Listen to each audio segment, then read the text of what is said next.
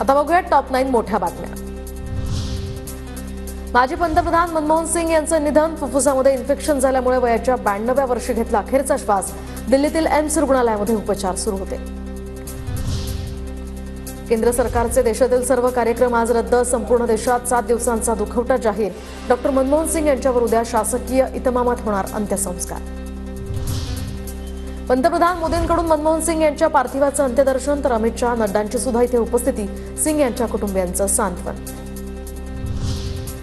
मनमोहन सिंग यांच्या स्मारकासाठी खरगेंचं पत्र, तर मोदी शहांना त्यांनी लिहिलं पत्र। माजी पंतप्रधानांच्या स्मारकासाठी जमिनीची मागणी।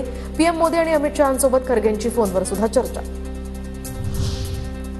बराक ओबामा मनमोहन सिंग यांना गुरु मानायचे। मनमोहन सिंग यांच्यावर टीका करणारे त्यांची प्रशंसा करतायत। प्रशंसा ही फक्त औपचारिकता आहे। पृथ्वीराज चव्हाण यांची प्रतिक्रिया। घाटकोपरमध्ये एका भरधाव टेम्पोनं 5 ते 6 जणांना चिरडलं। एका महिलेचा यामध्ये दुर्दैवी मृत्यू। घाटकोपरच्या चिरागनगर मार्केट परिसरातली दुर्दैवी घटना। धाराशिव जिल्ह्यातील शेतकऱ्यांनी बिबट्याच्या हल्ल्यामुळे मागितले बंदुकीचे परवाने, तर शेतीसाठी महावितरणकडून रात्री वीज पुरवठा होत नसल्यामुळे वाघाची सुद्धा भीती। धाराशिव आणि संभाजीनगरच्या सरकारी रुग्णालयातील 2 औषधं बनावट, तर अन्न आणि औषध प्रशासनाच्या अहवालात धक्कादायक माहिती समोर।